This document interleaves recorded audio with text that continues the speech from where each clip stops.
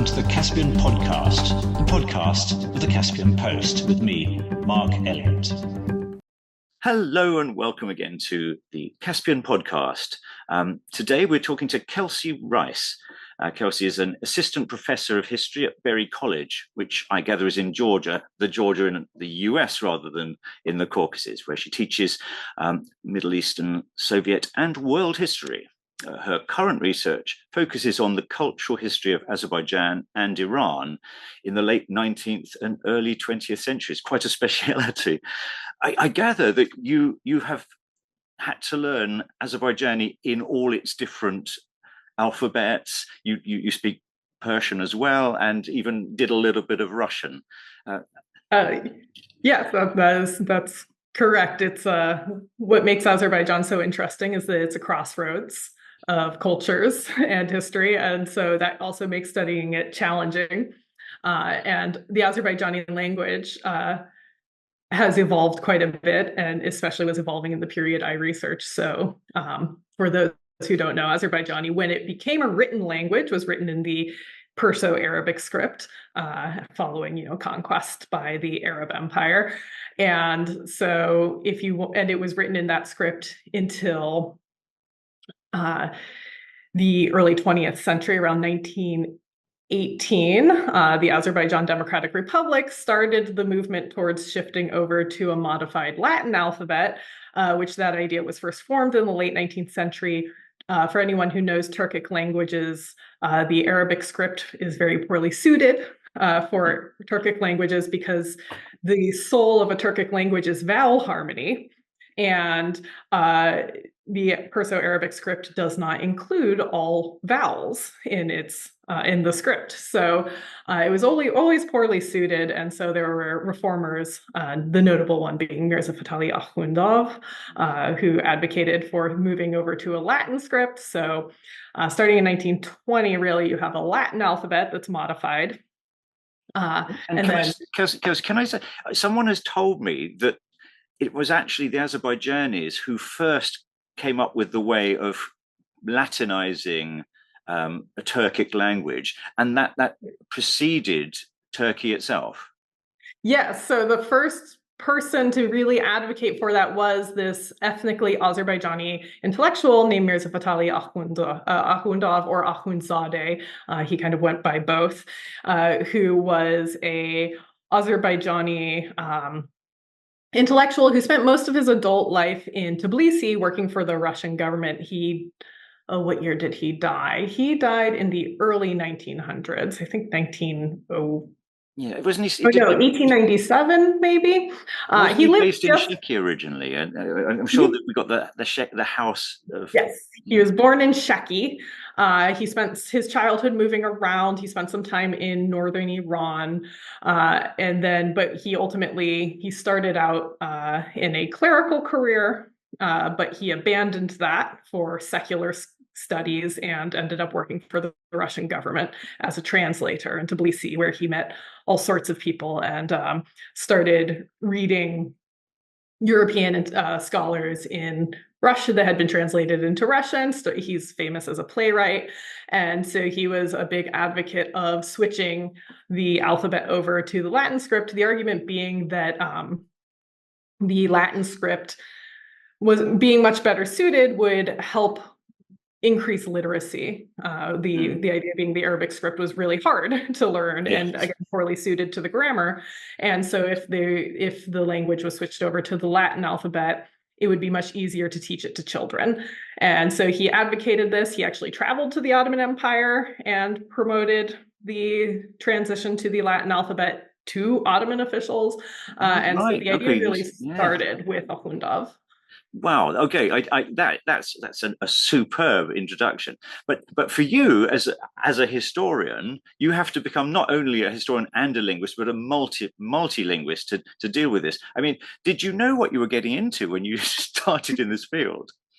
No, not really. I mean, I was kind of a leaf on the breeze that floated over to Baku. Really, I was a history major. I was interested in Middle Eastern history. I think I'm of the generation of Americans whose formative adolescent experience was September 11th, and that really changed our world. And I was always very suspicious of people in power telling me that places were bad. So that just made me more interested in Iran when it got stuck on the axis of evil list.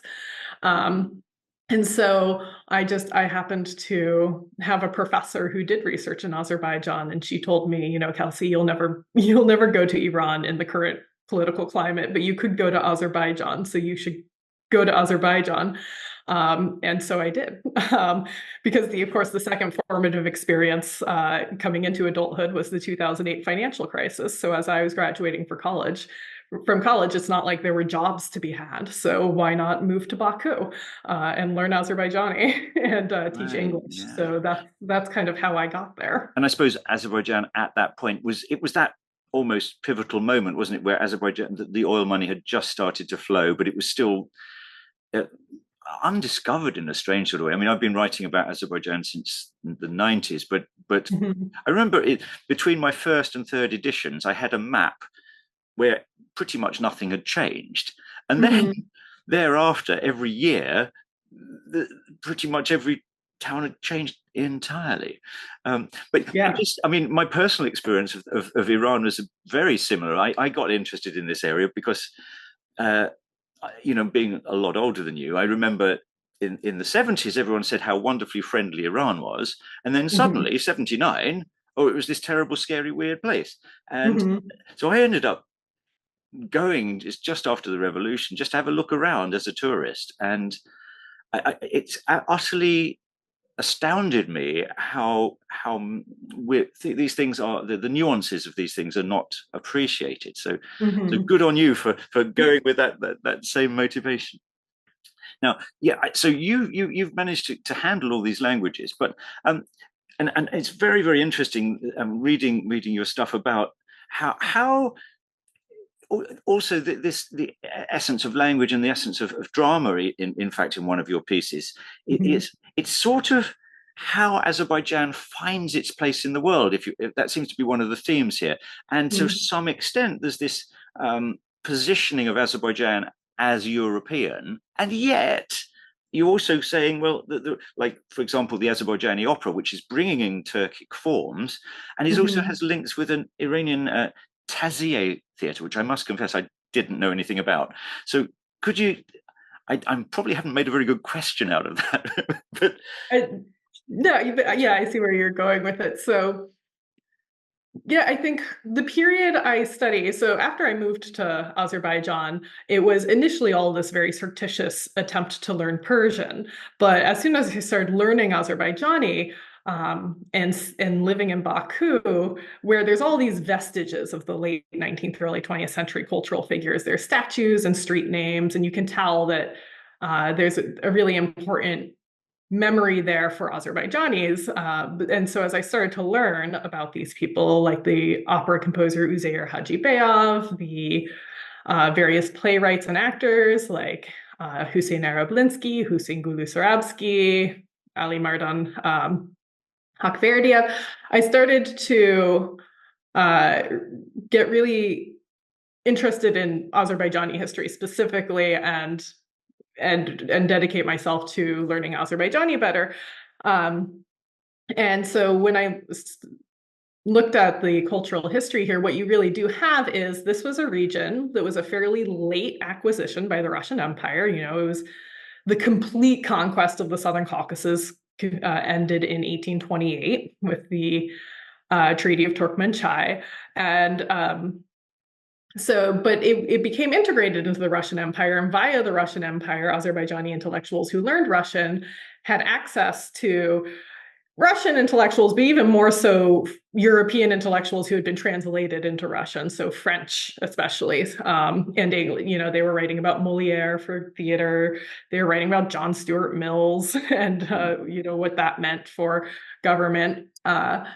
And so, but at the same time, because of that late acquisition, before that, the Southern Caucasus had very much been part of the Iranian world and had either been part of the various Iranian empires or semi-autonomous but affiliated with those empires, and then at times affiliated with the Ottoman Empire too. At periods of instability, the Southern Caucasus were very good at kind of playing the Ottomans, Russians, and Iranians off of each other to maintain a certain amount of autonomy for themselves.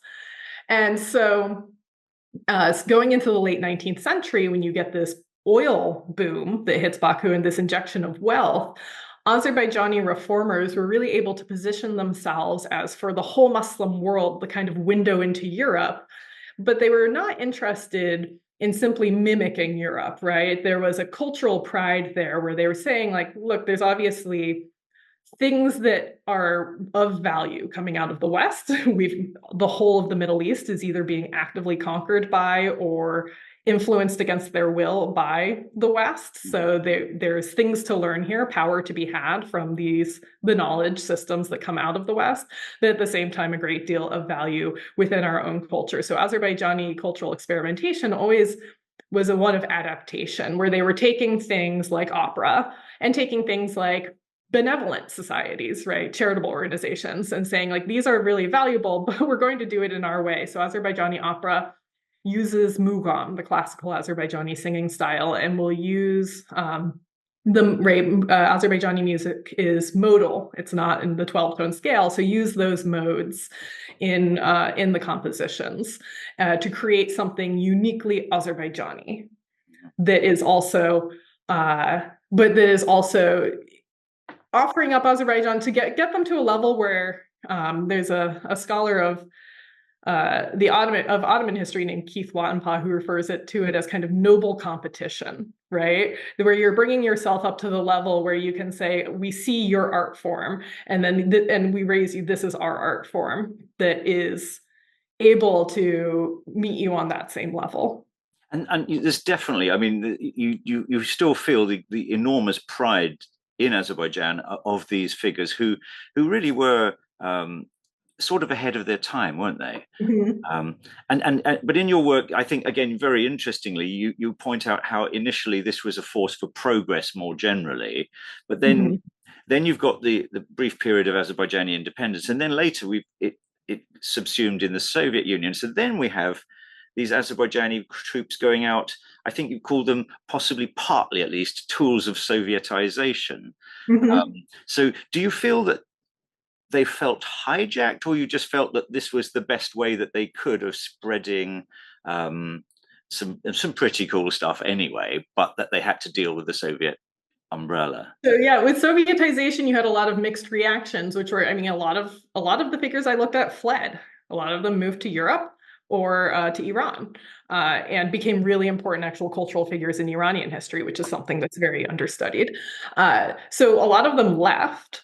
But many more of them stayed. And in terms of those that stayed, I think one of the important things I try to get out in my work is we had these fascinating reformers that we talk about that are very well recorded in history. But if you read their own accounts and you read the news, they faced a lot of opposition, not just from the Tsarist government, because the Tsarist government really did not like it when their Muslim populations asserted themselves in any sort of way.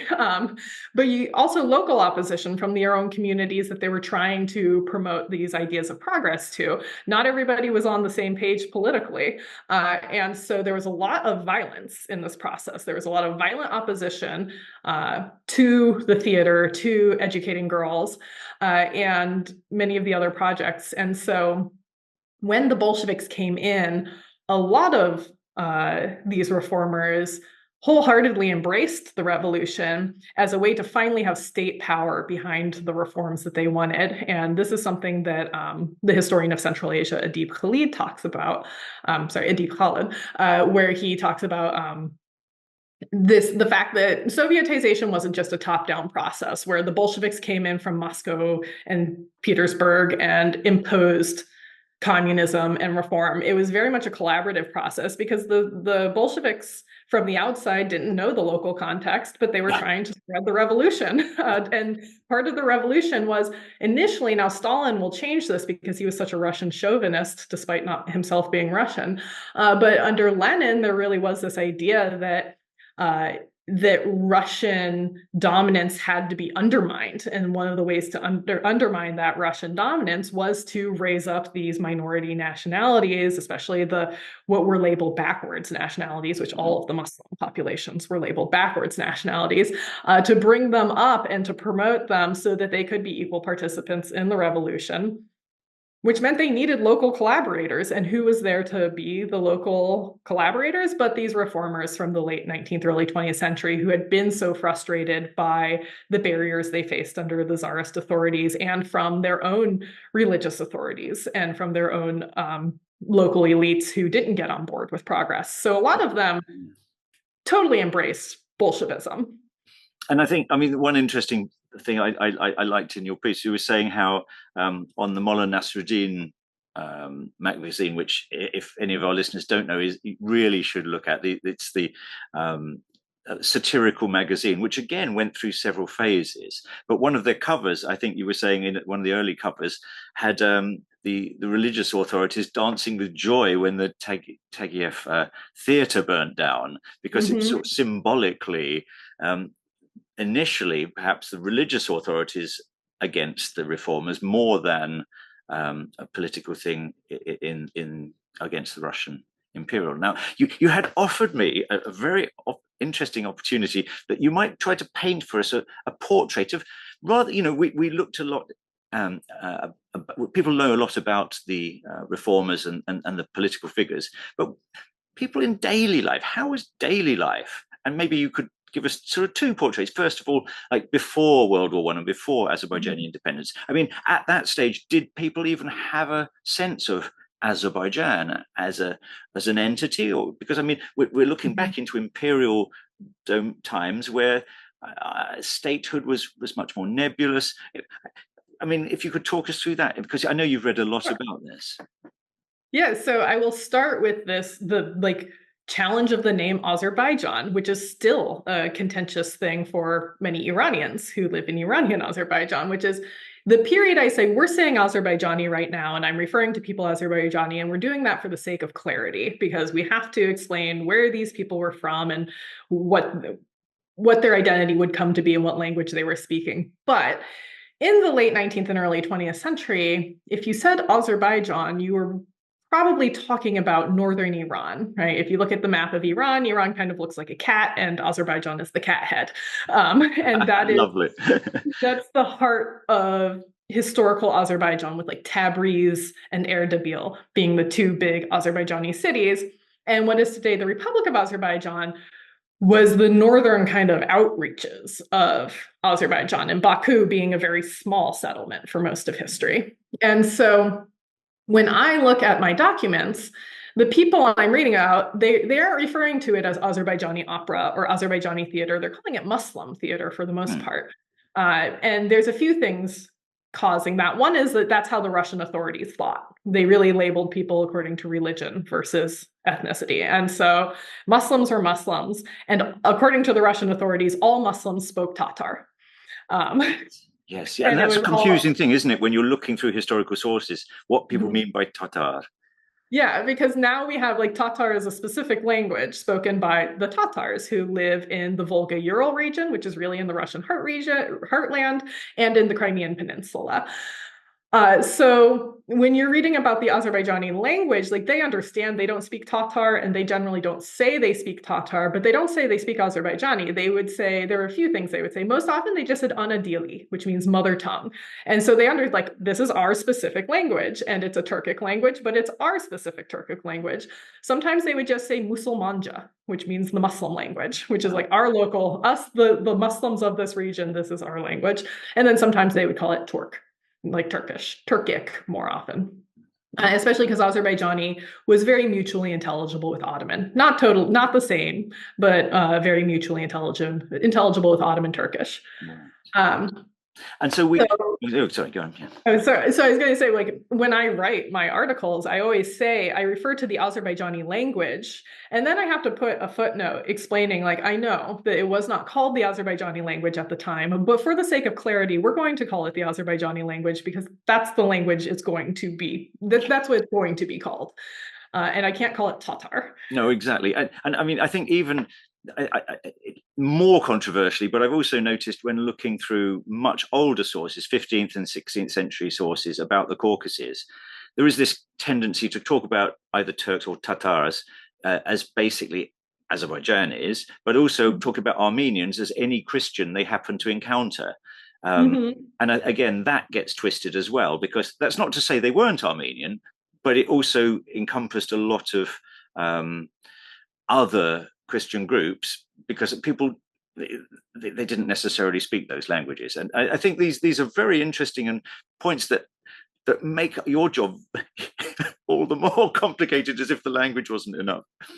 Yes, and even so, I refer to the populations as Muslim for the most part, because until there's a state of Azerbaijan, to be Azerbaijani was an ethnicity, and not everybody was Azeri in the region, right? You had all sorts. You know very well, it's a very diverse space. So most of the people I'm writing about were ethnically Azerbaijanis, but a lot of them weren't. There were Tatars. Yeah. There were and Tats. Yeah, there were Turks, there were Lezgis, right? There were different Muslim ethnic groups who were involved in this process, who were speaking Azerbaijani, but were not ethnically necessarily. Would not have self-identified as such. Yes, but so let's go back and let's take a sort of maybe not a rich. We hear a lot about the great oil barons being super wealthy and traveling internationally, but and then perhaps we hear about the oil workers who would literally digging down and being blown out of the ground with a gusher of oil. But so if you took somewhere more in the middle, a sort of a typical lower middle class or teacher or something like that, who maybe was as a spoken Muslim manja, what would their lives have been like? So I'll start with some stats just to give you an idea of, I'm going to be talking mostly about Baku, right? Okay. So I do want to clarify. I'm going to talk about what was life in Baku like in the late 19th, early 20th century, because it was in such a state of transformation. So at the time of the Russian conquest of Baku, which was 1806, Baku had about 3,000 to 5,000 people. This was not a large settlement. And now we're talking 3 million. So. Yes, yeah. So it was about 3,000 to 5,000. Almost everybody was a Turkic speaking, right? It was an Azerbaijani speaking Shia Muslim that lived in this city, and there might have been some Persians that had come in. So it was very much a religiously, fairly ethnically homogenous port city. It was not the center of culture for the region. That was more to the north and the west in places like Shamakha and Karabakh in Shusha. Baku was more marginal compared to those places. It started after Russian conquest. It grew a bit starting in the 1860s because initially the Russians had so it was this governorate, right? That's how they would divide there, and the capital of the governorate had been Shamakha, but then there was this devastating earthquake in the 1850s that just leveled Shamakha, and so the Russians moved their capital to Baku. So by the 1860s, there were about 13,000 people in Baku. The 1870s is when the oil was really discovered and the oil boom began. So that is when Russian and European investors started coming in to build up the oil industry. This is where the history of the oil industry began. So when Russia took its first official census in 1897, the population of Baku was over 110,000 people. That's no small increase. Yes. And when they took their second big census in 1913, the population was 214,000. So in 20 years, it doubled from after more than tripling after increasing by a factor of 10 in 10 years from the 1860s to the 1870s. So one of the things to understand about life in Baku was that it was changing at an astonishing pace. And there were a lot of cities that were having this experience in the late 19th century, cities that industrialized, cities that previously had not been major centers of government, culture, economy, that became so because they were located close to an important resource. And so in the case of Baku, it was the oil. And so it just exploded in population, and people from all over were pouring in. So Baku went from this tiny, very homogeneous port town to this massive industrial, multi-ethnic city. And one of the big transformations is by 1897, because of the influx of Russians and Armenians to the city, what had previously been a majority Muslim city became a majority Christian city. Oh, it was actually majority, was it? Yeah. Yes, so it became majority Christian, not like all one monolithic Christian, right? Armenians and Russians who had very different politics and interests, but that really, so one of the things that characterized life in Baku is you definitely had like ethnic neighborhoods, right? Not everyone wasn't living side by side. You had Muslim neighborhoods, Armenian neighborhoods, Russian neighborhoods. And one of the things that the Muslims of the region had experienced was that they had historically been the predominant population in this area.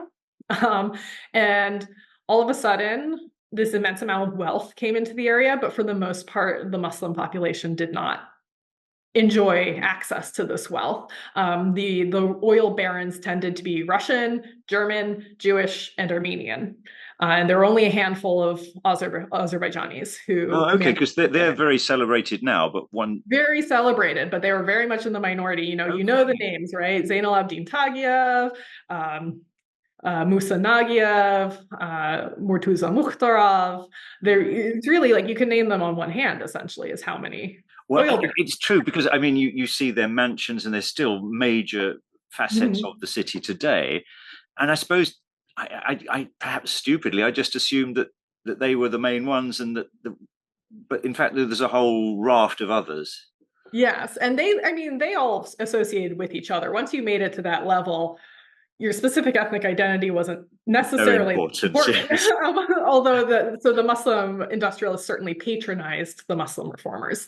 But that created a lot of tension in the city, because what were the Muslims doing? For the most part, they were toiling in the lower level positions.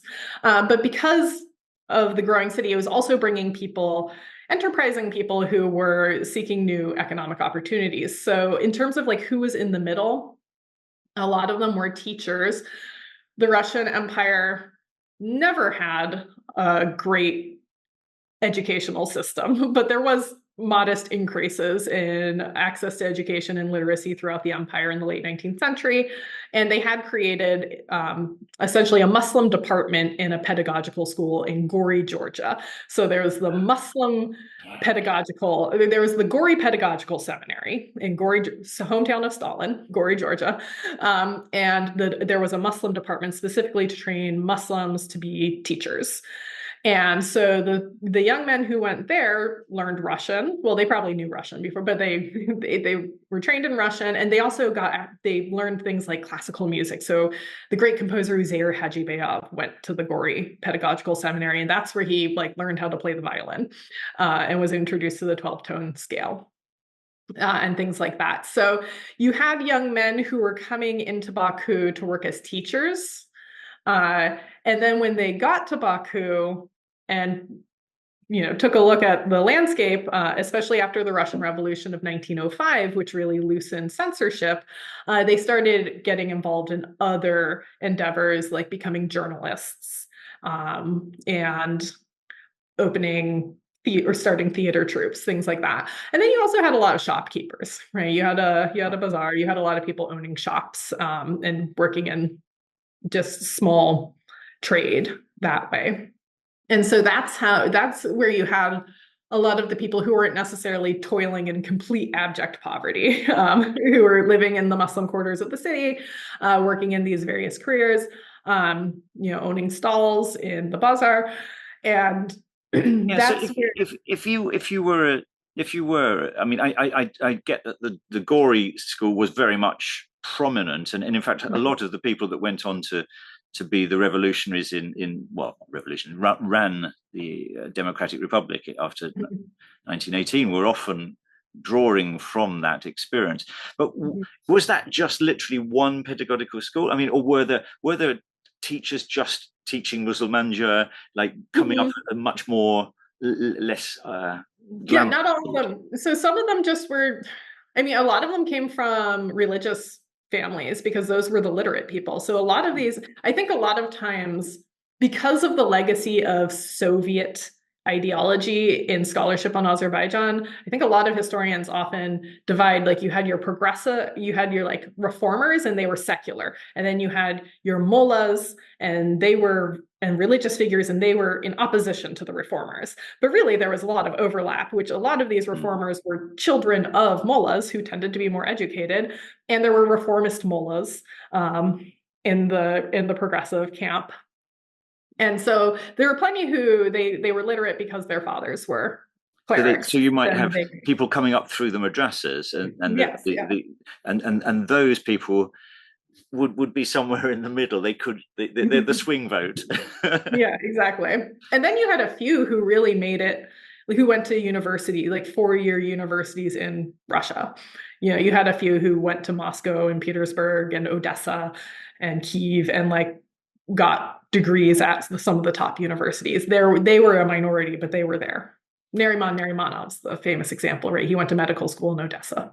Right. And I mean, we could have a whole discussion about Narimanov, but that's a fascinating character indeed. But let's just to finish it off. So this happens. Then you have the period of just a couple of years of independence, which obviously then we solidify the idea of what Azerbaijani means. And then we get into the Soviet era. So the life of ordinary people has been through the most immense changes. But I'm very interested about life in the directly post-Soviet. The Red Army comes in, and again, the sort of the way we like to imagine it, again, is being a sort of black and white, almost anti-communist ideal. We tend to think about the Red Army sort of crushed everything. But my suspicion is that if you dig deeper, those first few years at least, there was still a great deal of legacy of the independence mindedness. And can you just talk to that for a little for us? Yeah, I would say so. In my research, I end around like 1928, because that's when you really get your like truly Bolshevik generation taking over. And I would say Stalin is the one who crushes things. And I think, the very important Soviet historian Sheila Fitzpatrick established this years ago, where she dates the Russian Revolution as going through Stalin's purges. Because she's essentially like, the Russian Revolution doesn't really end until Stalinism. And that's where things really shift. So I trace it through the 20s, because that's when kind of my guys and are still very active, and then they start to get sidelined. So yeah, I think important thing to keep in mind is moving up to the revolution. It's not like people were living a very calm, quiet life in the Caucasus. There was an immense amount of crime and contention in Baku, and revolutionaries were very attracted to the city of Baku, because if you're trying to start a proletarian revolution, few cities have more, terribly repressed proletarians than the big oil city of Baku. So that's where Stalin cut his teeth as a revolutionary. Alexandra Kollontai, the great woman Bolshevik agitator, went to Baku. And so you had like Bolsheviks, Mensheviks, every stripe of socialist revolutionary you can imagine had eyes on Baku, were present in Baku. And then you had people fighting the Bolsheviks for various reasons, the police, but then also Gochus, who were the kind of Azerbaijani mafia in Baku, who often served as the muscle for conservative mullahs, but were hired as security by the industrialists. So you had these armed gangs in Baku, and that was all through the early 1900s. And then the Russian Empire collapses. And I think that's an important thing to keep in mind, is it's not like in the early 20th century, the people I'm studying weren't trying to create an independent nation of Azerbaijan. They were barely using the name Azerbaijan. They were trying to uplift their community and define it. So they were moving towards a specific identity. They were trying to create a community with a specific identity so that they had a clear constituency to represent within the empire. No one saw the collapse of the empire coming, right? This was a 300-year-old dynasty, the Romanovs, when they fell apart. That's not something anyone was really predicting. Yeah, 91 was bad enough, but that must have been a whole factor more surprising. Yeah, so World War I breaks out. That was destabilizing. And then the empire collapses. So the Azerbaijan Democratic Republic the same as the Georgian and Armenian independent republics that were founded at the time. They didn't fight for their independence. They just suddenly no longer had an empire that they were part of. And so it was really scrambling to mobilize and define, what are our borders? What is our name? What's our capital? How are we going to secure this? Can we get people to recognize us? And, it was the great Mehmed Emin Rasulzadeh who probably was one of the few people truly envisioning an Azerbaijani nation before all of a sudden Azerbaijan found itself independence. He was a kind of exhausting figure, but quite a dynamic thinker. What do you mean exhausting? I don't know. Mehmed Emin, he's, for anyone familiar with Azerbaijan, in many ways the founding father of like the modern state of Azerbaijan, and he spent his whole career in newspapers as an editor. And he wrote a lot. And so if you're a historian like me, you come across him constantly and he was this verbose, incredibly passionate writer who, again, causes you a lot of work to... a lot of work. And I have to imagine, what was it like to be friends with this guy? Sometimes people were just like, yeah, man, calm down. We get it. You need to, he had his rivalries, he had his fights. So him and Ali Mardan Topçubashev were kind of the two figures who had been thinking of an independent nation a little ahead of most people and seized the reins along with other reformers and picked the name Azerbaijan. And there were actually Iranian Azerbaijanis who were very put off by the fact that this new country north of them had claimed the name Azerbaijan and disapproved of that. They were like, that's not Azerbaijan, we're Azerbaijan. So don't you think that it's quite interesting that because of the collapse of the Soviet Union, of the Russian dynasty, that gave a chance to those Caucasian countries, whereas the Ottomans didn't quite go the same way. So the Kurds ended up with a slightly more difficult situation, which never quite came across. And there's a sort of almost a bizarre sense of geopolitical luck almost, or is that being unfair? Well, I think there's an important ideological element where what happened, the Ottoman Empire collapsed and proceeded to become the Republic of Turkey, which was led by a nationalist focusing on a major nation building project. The Russian Empire collapsed and was kind of reconstituted by revolutionaries who did have an anti-nationalist ideology, which led to them building up other nationalities, which is, I think, too much for us to be able to get into here, sure. Soviet nationalities policies. But although I generally subscribe to the thesis that the Soviet Union was an empire, in the early years of the formation of the Soviet Union, it was being driven by people with truly committed anti-imperial worldviews. And that worked out well for minorities within the former empire to be able to be state supported in building these new Soviet socialist republics. I think you're right. And I think that is a lovely note to leave it on, because I think, as you say, from there, we start a whole extra conversation. But like Kelsey, the time has literally flown by. You're so such a great speaker. You really fill us with a thrill for this part of history. And if readers and listeners want to see more of your work, how do they find you? Do you have a social media handle, or should we put something on the web for them? Unfortunately, I'm a bit social media shy, so you won't be able to find me on any platforms, but I welcome emails, krice@berry.edu, and you can find my page on my college's website. And I've... the great tragedy of academic writing is that it all ends up behind a paywall. So I have a blog post about early Baku with the Metropole, which is the official blog of the Urban History Association. So people can find that if they want to read about a Hagi Beyov operetta and how it reflects the dynamic world of Baku at the time. But that sounds wonderful. Well, we'll put the readers in touch with that. And Kelsey, thank you so much for being with us today. As I say, this has been the Caspian Podcast. Thank you for joining us, and I hope you'll join us again very soon.